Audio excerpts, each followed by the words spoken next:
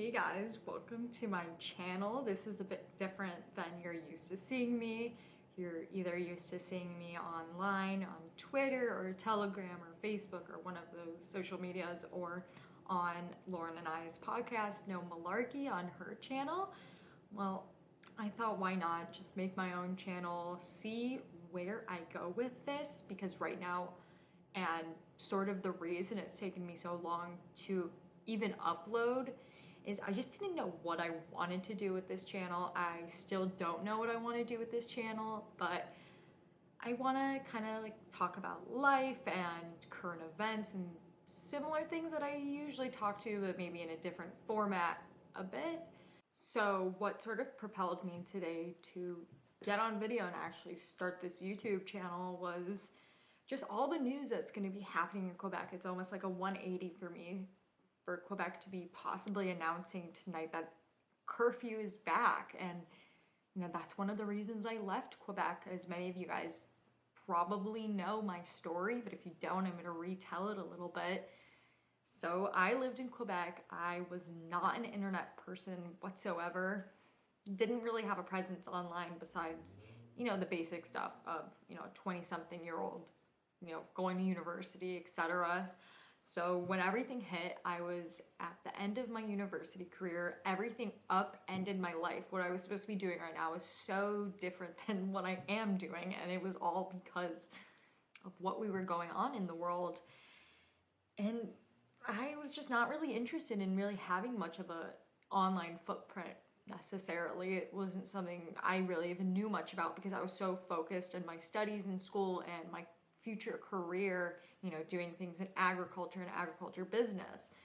But things changed once I was dealing with the things I was dealing with, living through, and not seeing it being reported. People just not knowing. When I would talk to my friends back in the US and my family, they had no idea the extent to what was going on in Quebec. Still to this day, when I tell people, oh, we were living under curfew, 8 p.m. curfew, people are like, that was going on in North America? I'm like, yes.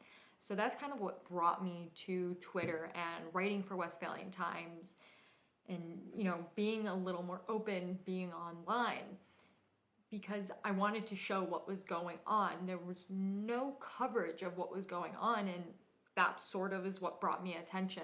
And Lauren and I already had been friends before, but she was encouraging me, to be a little more present online. So, I was going to protest. I was filming these things, showing it to, Twitter and the world, whatever. It was getting in news articles, and that was sort of what was going on. But, after a while, it was feeling like these restrictions were just never going away. And to be honest, I was right in feeling that way because it's been so long. Things are still happening. And once the passport talk was happening, I was like, really, I want to leave. I don't support this sort of, policies. I don't support these things. It's too far. This is going too far. But really what propelled me to leave Quebec and leave Canada was my grandmother. Last January, she had a stroke. She's in her 80s. We were really concerned that she was possibly not going to make it through. And considering what was happening in Canada with the border situation, it was unlikely I would have been able to go and see her had she passed away, or even just to see her in the hospital. It was a really difficult, process to go through. So then that's when I started seriously considering, okay, I'm going to leave. Like, I'm leaving.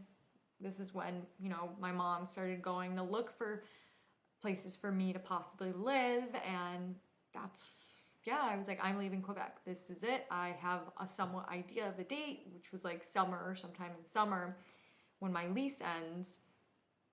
So that's what I did. And initially, when I was originally thinking about moving back to the US before my grandmother's stroke, I was, I want to go to Nashville. This is somewhere I wanted to live for many, many years. When I was younger, I went to a music festival called Bonnaroo, and it's outside of Nashville, but you have to go through Nashville to get there. And when I saw Nashville, I was like, wow, it's so beautiful. This is such a cool place to live. The nature around Nashville is like gorgeous. So that's where I was considering moving. Sort of wish I did, especially with the housing market now being what it is, but I chose Illinois because I wanted to be near my family, and my family was not going to move to Nashville. My grandmother's in her 80s. There's no way I could convince her to do that. She's lived here like since she moved to the US, like almost her, a large portion of her life. So there's no way she was going to leave. So, but now what I'm seeing in the US, I didn't think this could happen. I thought, oh, I'm going to move to the US. It doesn't really matter where I move because it's the United States. These sort of things will not happen. And largely at that time, I was correct because the lockdowns and restrictions were nothing like Canada. No matter where you were in the US, except for maybe California, it was really nothing like Canada. I would say, yeah, California was definitely the most extreme. Maybe there was a couple other places like Michigan, but so it's like no one really thinks these things can happen here because they weren't happening, and not many people really knew what was going on in the rest of the world. And that's what I try to educate people on a little more with my posting and talking to people about what is going on, because a lot of people just don't. Media does not really cover it that much, and when they do, it's not really front page stuff. So it's pretty hard for people to really follow. It's even really hard to just keep up with all the things that are going on all over the world because the world's a big place.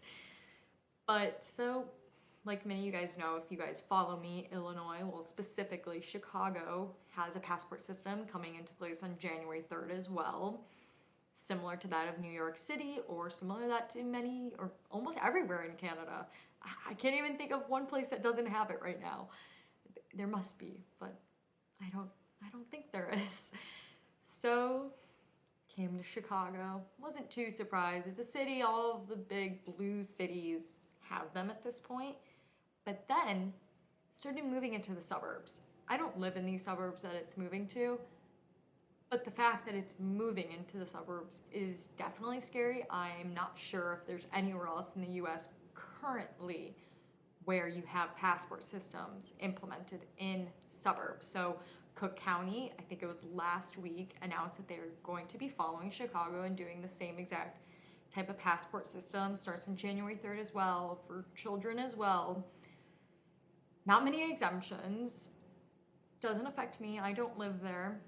But just like Quebec, I don't want to be somewhere where these things are going on. I don't want to support a place, like state-wise, that is doing these things. I don't want to be around people who want these things. This is not why I moved here. It's almost like I left one place to then 4 months later, the next place I moved, to be in the trajectory of the place I left. And that's not what I want at all. And I don't really know where I go from here. I'm starting to consider once again moving, but unfortunately with moving and other people also having the same idea as me, and those people who have already had the idea for the last year, things and places where you don't have to deal with this stuff, it's very expensive. It's very competitive. Florida is a good example. Housing market is insane. It's insane everywhere, but especially in the places that have more, I guess, ethical or anti-passport type of policies in place and lockdown measures and restrictions, those type of things. So everyone else wants to move these places too. And like I said, I really love Nashville. I would love to move there, but I am totally priced out. 100% priced out. The market there is like one of the most competitive in the entire US. So I'm like, okay, where do I go next? And that's kind of why I was propelled in a way to do this video. I want to engage my audience, engage, you guys, to tell me what are some other places I should consider, because when you're moving, it's sort of hard to know where to move if you haven't like traveled extensively into like more like places you live, rather than like going to big cities or kind of like going camping. Like I've done all that, but I've never like looked into states to determine like what are actually good neighborhoods, what are good places to live, because there's so much to think about when you're moving somewhere, especially if you want to buy a house. Like you're investing in that area. you don't want to be in a bad situation where, you know, you bought in a place that you maybe should not have, and it's going to be hard to get rid of it if you want to move again. So, you know, if you have any suggestions of places I should look into, not just like, oh, Texas, look into Texas, like actual more specific, like this town, this area, those type of things, that'd be really helpful. I'm seriously considering leaving. I hate the idea of having to move again. It's expensive. It's a headache. It's horrible. I hate moving. It was one of the worst experiences of my life moving because of the border reasons. It was very difficult. It was very hot. And I had 4 animals with me, and I thought they were all gonna die. It was really bad. So the idea of moving again is like really dreadful for me, but I will consider it because I don't want to be somewhere where these type of policies are going on, and I just don't like it. People don't think, you know, like on TikTok, I'll do videos about this sort of stuff, and people tell me, oh, lockdown, what? There's no lockdowns. There's never been lockdowns. And I'm like, just because the government doesn't use the word lockdown doesn't mean you're not in lockdown. And I think so many people are just so entrusting of the government that if the government doesn't use a certain word, it means it doesn't exist, and these things don't exist. Well, I'm sorry, I am of the belief that if you are preventing people from doing things, you are effectively locking down that portion of society or everyone, because we're seeing what's happening in Quebec. They had first the passport, and now tonight they're possibly going to have curfews and closing all the restaurants down. So these passports don't really work, do they? No, they don't. So it's just like Chicago Mayor Lori Lightfoot said, it's by design.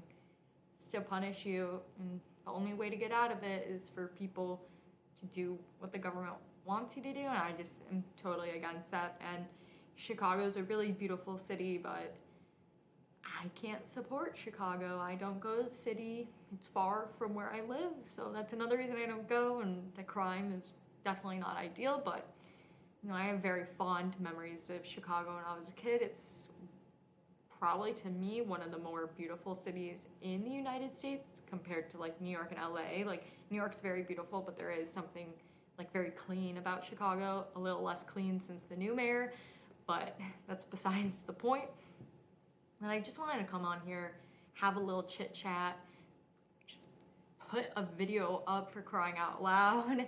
I know some people have wanted this from me. This is probably not going to get a lot of views, but good to start somewhere, I guess. If you have any suggestions of, you know, what I should do with this channel, what I should consider, this quality I know is not the best.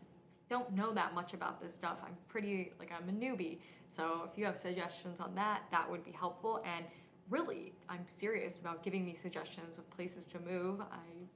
It's really hard to know. There's just so many different places, and you don't know what's a good place. You know, I want to have children in the future, so I want to be somewhere where there's good school systems, those sort of things. So if you could give me some recommendations of places to, you know, check out. I, at some point this year, want to go do like a sort of road trip around the United States to look at different suburbs and different rural areas to, you know, actually get a feel, not just like pictures and what people say in like the neighborhood websites, to just actually see it for myself, spend a couple days there, see what life would kind of seem like, even though it's like, you know, it's a little different when you're like touristy.